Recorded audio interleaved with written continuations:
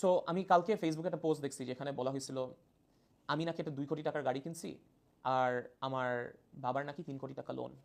এখন আমি একটা জিনিস বলি, এখানে কিছু ভুল তথ্য আছে, মিস ইনফরমেশন আছে। প্রথম জিনিস, এই গাড়ির দাম 2 কোটি টাকার আশেপাশেও না। এটা একটু চেক করে দেখেন, এটা অনেকেই জানে। অ্যান্ড তারপরের জিনিস, আমার মা বাবার কি একটা কোম্পানি আসছিল? হ্যাঁ। কোম্পানি কি লোন নিয়েছিল? হ্যাঁ। কোম্পানি আর ব্যাংক দুইটার মধ্যে কি একটা ডিসপিউট হয়েছে যে টার্মস অ্যান্ড কন্ডিশনস ম্যাচ করে নাই? হ্যাঁ। তারপর কি? তারপর দুই পার্টি কোর্টে গেছে। বিকজ একটা জিনিস হচ্ছে, এই যে লোন যে নেওয়া হয়েছে, লোন তো ভাই চেহারা দেখে লোন দিয়ে দেয় না।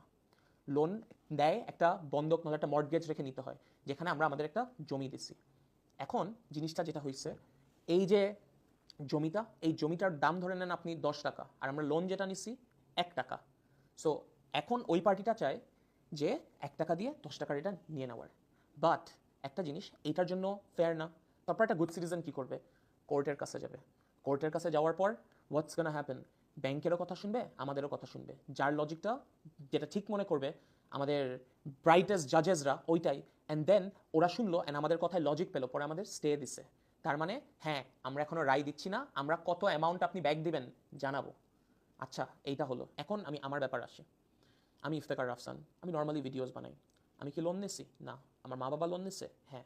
বাট আমার একটা, এইখানে আমি ফেসবুকে দেখতেছি একটা মোরাল অব্লিগেশন আমারে শিখাচ্ছে যে আমার লোনের টাকাটা গাড়ি না কিনে দেওয়া উচিত। ভাই, এটা আপনার চিন্তা করতে হবে না। আমি নিজেরে যথেষ্ট ভালো একটা সন্তান মনে করি, খালি আমি না, আমার বড় ভাইও। আমরা আমাদের ফ্যামিলিকে কোভিডের সময় যখন আমাদের বিজনেস ডাউন খাইছে তখন থেকে সাপোর্ট করি।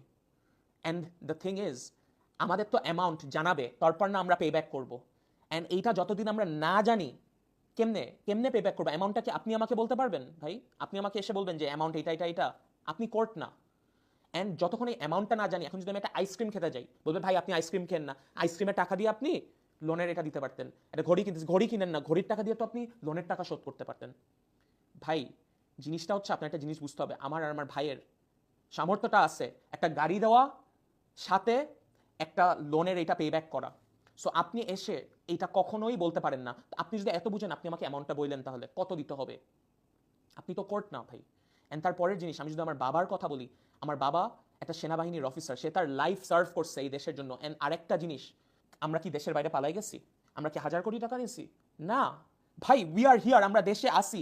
যখন আমরা জানবো যে কোর্ট রায় দিবে যে এইটা এইটা এইটা এইটা অ্যামাউন্ট, আমরা দিয়ে দিব। তার আগ দিয়ে কারোর রাইটস নাই বলার।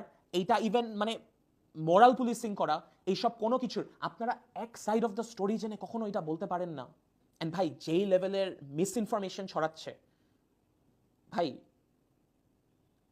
আপনারা একটা গল্পের এক সাইড শুনে কখনো জাজ করতে পারবেন না, দুই সাইডই শুনেন। অ্যান্ড অনেক মানুষ লোন নেয়, হাজার কোটি টাকা লোন নিয়ে চলে যায়। ভাই, আমাদের লোন ইন্টেনশন কখনো ছিল না লোন নিয়ে যে আমরা মেরে দিব।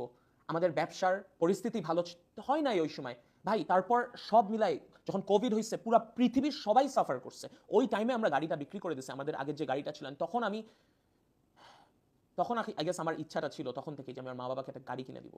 এটা আমি জানি প্রত্যেকটা সন্তানেরই একটা ইচ্ছা। অ্যান্ড ভাই, যেই লেভেলের মিস ইনফরমেশন ছড়াচ্ছেন, আমি আমার আইনজীবীর সাথে কথা বলছি, আমি আইনি ব্যবস্থা নিব। কারণ এইখানে সাব জুডিশিয়ারি ম্যাটার্স নিয়ে কথা হচ্ছে।